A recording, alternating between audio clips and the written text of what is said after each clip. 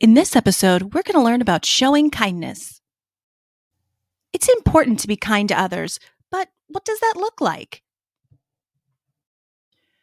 When you share with others, you are being kind. Including others in things that you do is being kind too. You can also show kindness by waiting your turn in line. When someone is not making a safe choice, you can help them make a safe choice.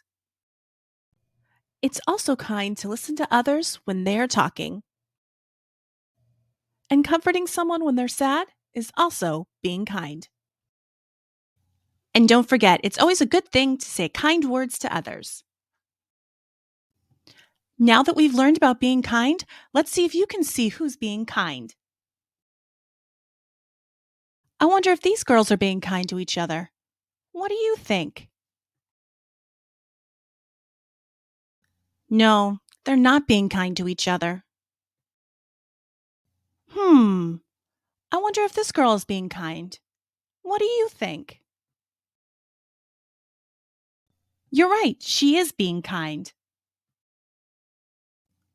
I hope you like this lesson on being kind. Don't forget to check out my channel for more lessons. Don't forget to like and subscribe to learn more.